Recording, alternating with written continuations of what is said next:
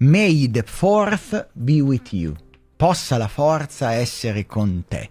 In realtà è il 4 maggio, il 4th, 4th, che nel mondo anglosassone è diventato più o meno il giorno internazionale per la celebrazione di Star Wars. Un giorno che viene celebrato un po' da tutti i brand e quest'anno anche dalla Casa Bianca. La Casa Bianca con un tweet assolutamente surreale. Donald Trump in versione muscoloso Jedi come un eroe mitologico con 2 aquile imperiali sullo sfondo, bandiera americana e una spada laser rossa in mano. Ci torneremo. Il post recita più o meno testualmente: buon 4 maggio a tutto, compresi i lunatici della sinistra radicale che stanno facendo di tutto per riportare la nostra galassia Sith, assassini, narcotrafficanti, prigionieri pericolosi e famigerati membri della gang MS-13, riferendosi in realtà al supposto membro di questa gang estradato senza ragione, dove già in realtà più corti si sono espresse contro. Comunque il tweet finisce con: voi non siete la ribellione, siete l'impero, che la forza sia con te. Ora, sì, per quanto assurdo possa sembrare, accusa gli oppositori politici, i democratici, di essere l'impero galattico, mentre lui impugna una spada laser, quella rossa, come i repubblicani, no? Non proprio. Ma a parte l'errore, che adesso lo svisceriamo bene, dietro questo sorta di meme istituzionale non c'è solo la forza, c'è anche una macchina simbolica che è costruita proprio per polarizzare, per dividere e trasformare la realtà in una narrazione mitologica. È il governo delle narrative, o se preferite la supremazia delle narrative. Ne parliamo oggi. Io sono Matteo Flora e questo è Ciao Internet. Ciao Internet, digressione sull'universo di Guerre Stellari. Lasciatemi fare il nerd, ogni tanto mi piace tanto. Allora, nell'universo di Star Wars, le spade laser non sono propriamente solo armi, sono una sorta di simbolo vivente. Ogni Jedi costruisce la propria spada grazie a un cristallo Kyber, puro o in sintonia con la forza. Chi non lo fa sono i Sith, i Jedi cattivi. Già, perché i Sith, per creare le loro spade rosse, devono corrompere il cristallo. Un processo che viene chiamato bleeding, letteralmente è il sanguinamento. L'odio, la rabbia, la sete di potere contaminano quel cristallo e lo fanno diventare rosso. Non è solo il colore, è proprio l'ideologia. E nel meme della Casa Bianca, quindi, Trump non impugna la spada della giustizia, ma quella del dominio e della prevaricazione. E poi c'è l'immagine, un Trump digitale iperrealista, ipermascolino, stile fan art, fatto con intelligenza artificiale. Non è un errore, è una scelta. È una rappresentazione, passatemi i termini, mitica, archetipa, creata per parlare all'inconscio collettivo della sua base di elettori. Una base che non vuole un politico, vuole un eroe, un dio vivente con la spada fiammeggiante in mano. Kahneman lo spiega bene in realtà, il cervello opera su 2 diversi sistemi: sistema 2, analitico e razionale, e sistema 1, veloce, emotivo, istintivo. Queste immagini parlano direttamente al sistema 1. Nessuna riflessione, nessuna analisi, solo reazione. Va che figata! Ti senti parte di un'epica, ti emozioni, condividi, click, engagement. E oggi per generare tutto questo non servono nemmeno più né illustratori né registi, basta un prompt di Midjourney o Dall-E e questa sorta di propaganda 3.0, virale, immediata, senza freni e senza fact-checking, diventa missiva politica. Una missiva politica particolare, perché è indirizzata solo ed esclusivamente alla sua tribù. E qui si apre, se vogliamo vedere, il vero problema, a parte il fatto che è un idiota che non conosce Star Wars e usa... vabbè, ma lascia perdere.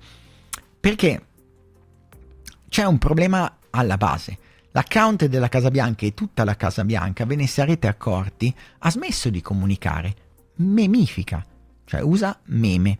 Non rappresenta i cittadini, parla a una parte dei cittadini, i suoi fan. non costruisce un discorso democratico, alimenta l'immaginario di una guerra culturale a tutti gli effetti. È un punto di rottura tra narrazione pop e comunicazione istituzionale.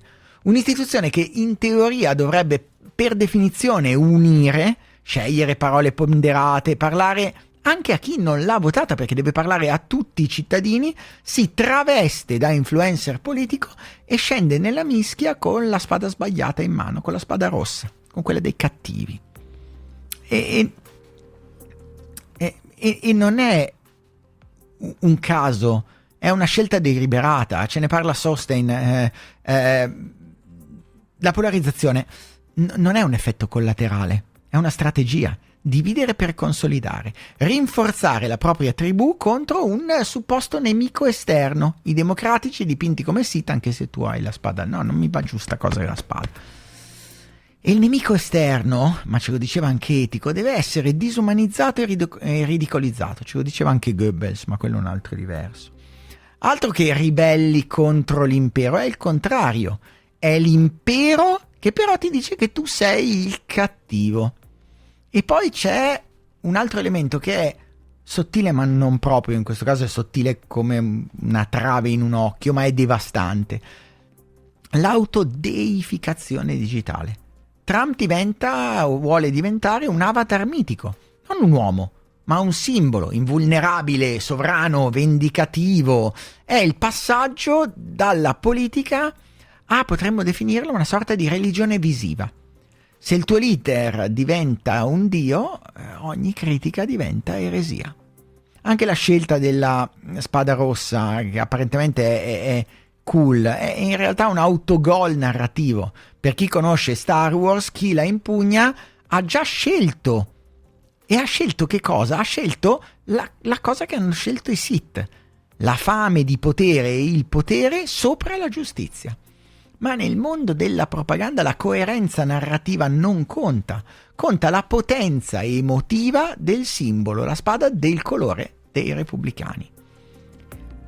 Ed è proprio da qui che arriviamo, volendo vedere al rischio più profondo, perché quando la comunicazione istituzionale diventa un esercizio di meme, di memetica, perde il legame con la realtà, si trasforma in una performance digitale, in uno show, in una sorta di teatrino politico dove la tecnologia non informa, ma polarizza. E non stiamo più parlando dell'AI come strumento neutro, ammesso che lo sia mai stato, Stiamo parlando di un'intelligenza artificiale che costruisce identità fortificate, armature ideologiche, simboli per pochi, spade non laser che dividono l'opinione. E il rischio sistemico di questa cosa è enorme. Perché se la narrazione, soprattutto la narrazione della Casa Bianca, parla solo ai tuoi, lo spazio pubblico diventa tossico. Si chiudono quelli che sono in teoria i canali prediletti e specifici per il dialogo. Si diffonde che cosa? Solo l'eco delle proprie convinzioni.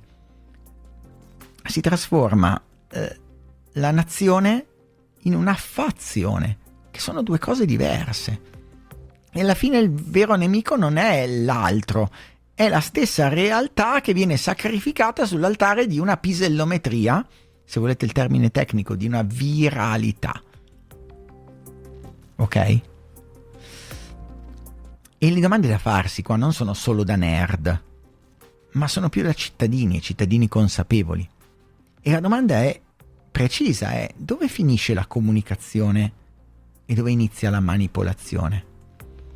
Già, perché nel mito di Star Wars i Jedi combattono neanche per la giustizia, combattono per equilibrio, compassione e servizio, il mettersi al servizio degli altri. I Sith per ideali opposti, supremazia e controllo. La spada rossa non è solo un bel gadget, è una scelta morale specifica. Chi la impugna ha già accettato il diktat secondo cui il fine giustifica il dominio. E quando lo fa Matteo, quando lo fa Donald è un conto, quando lo fa l'istituzione, la Casa Bianca, quando adotta questa stessa simbologia, non sta facendo solo un errore estetico, sta scegliendo il lato oscuro della comunicazione. sta corrompendo, come nel bleeding del cristallo, una cosa un po' più grande, che è quello della democrazia. Con che cosa? Con una cosa che è tipica dei Sith, la rabbia. In questo caso usata per che cosa? Per la propaganda.